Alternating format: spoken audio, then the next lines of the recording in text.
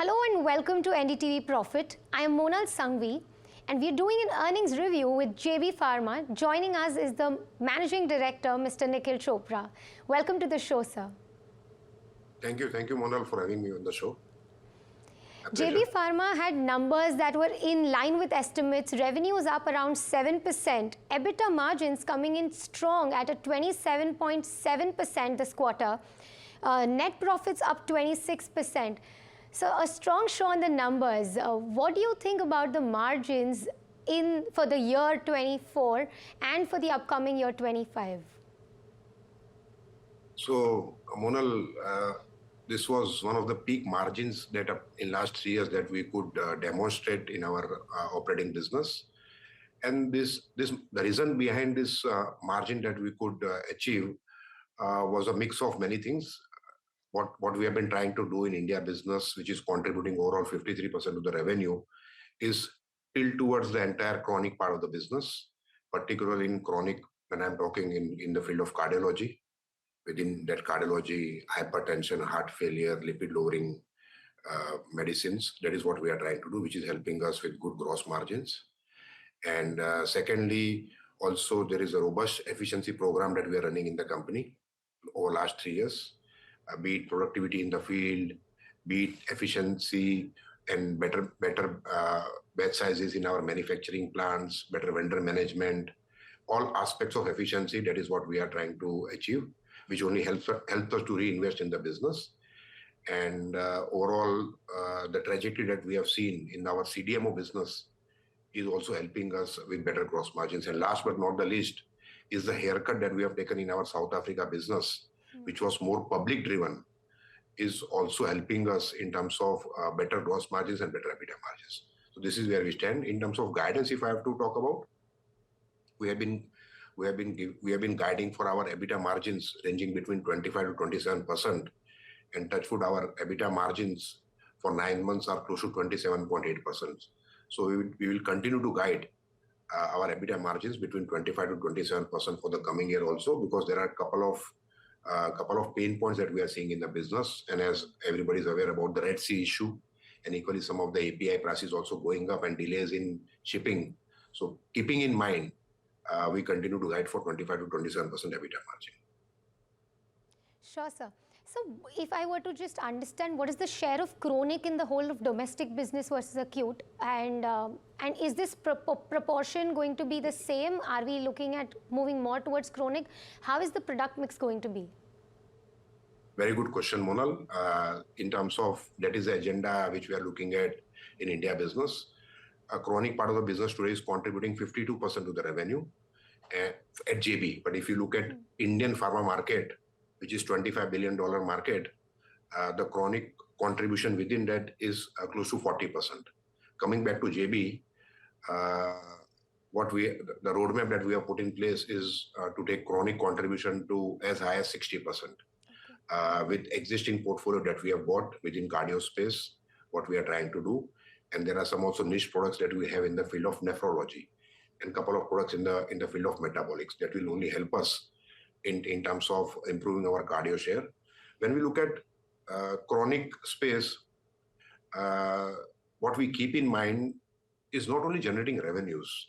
The long-term agenda is how do you at least care for the patients, look at how do they lead better quality of life, faster early diagnosis, better quality of medicine, affordable access. All this has been kept in mind, driving better adherence, reducing burden of disease. That is a long-term agenda that we are looking at. How do you serve more and more number of patients with the quality medicines which are coming from the house of JB, and ultimately you can drive better revenues. That is how the balance between a humanitarian approach and a commercial approach, that is what we are trying to keep in. Sure, sir. So this is another question just for understanding. When we look at margins of a chronic portfolio versus an acute portfolio, are they almost at par, or how is the margin profile for these two therapies? Well, obviously the chronic portfolio margins are better, but I will not be able to detail it. But the margins in chronic are better. And one more thing which happens in the chronic space is as 50-60% of the population who are taking medicines, they adhere to medicines.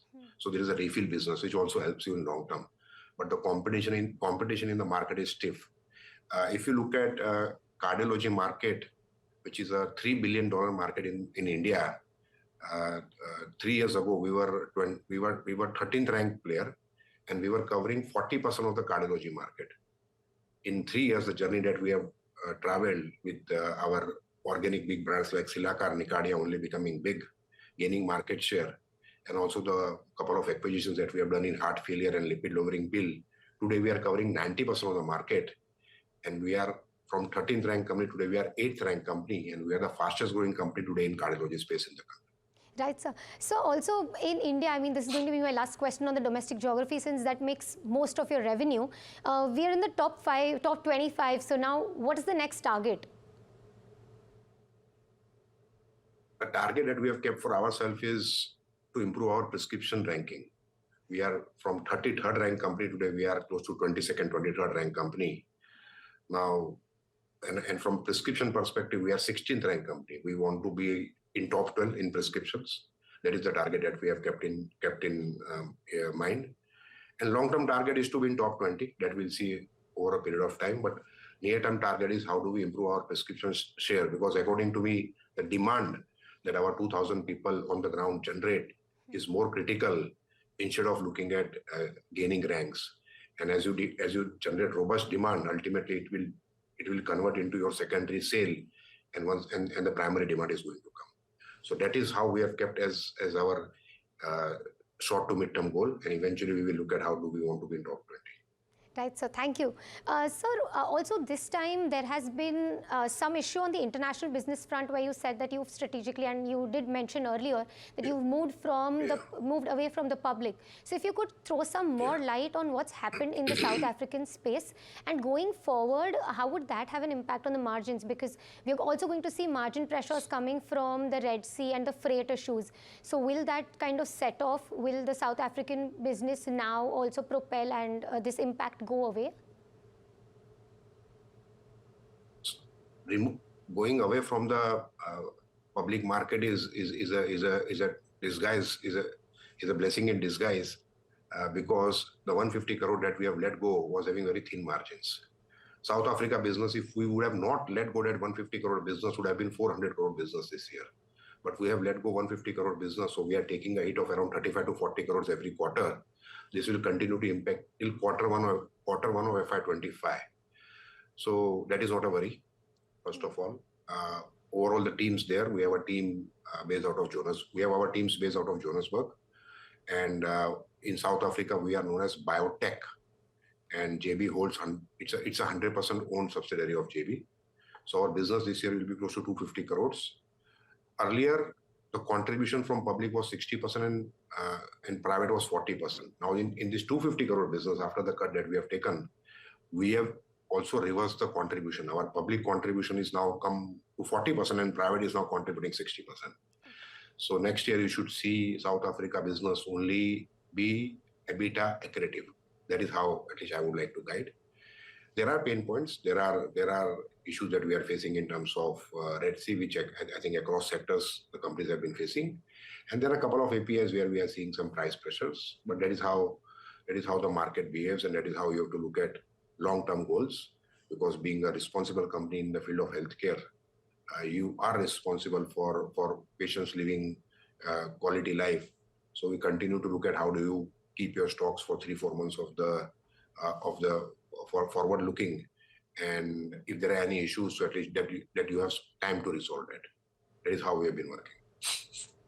Right, sir. So if there is an impact on the freight costs, how much would it be in terms of percentage on our margins?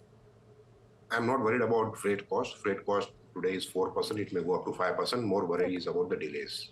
Okay, sir. Sure. Sir, just an overview on the CDMO business that you have.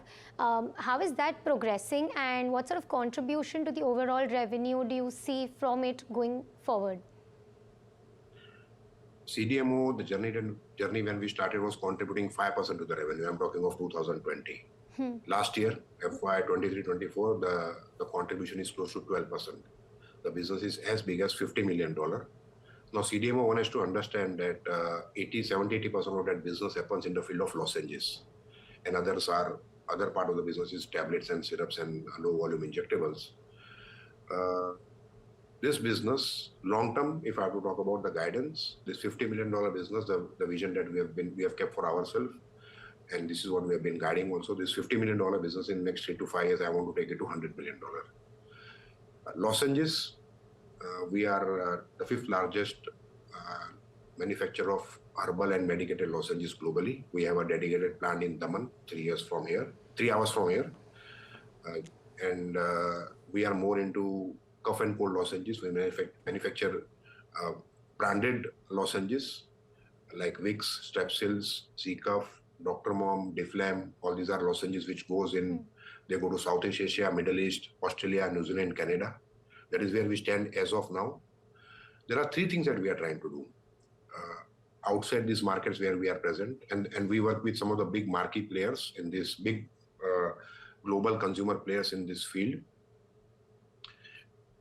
The journey from $50 to $100 million has three levers. One is we are trying to open new markets for us. That is Brazil, Mexico, some parts of US, Europe, South Africa. That is what we are trying to do. We are trying to add some more partners with us. Capacity that we have got is close to 2 billion lozenges that we can manufacture annually. Last year and this year we should be manufacturing close to 1 billion. Last year we manufactured 1 billion plus. This year also we should be crossing 1 billion plus. That is where we stand. This year the business is growing at high single digit.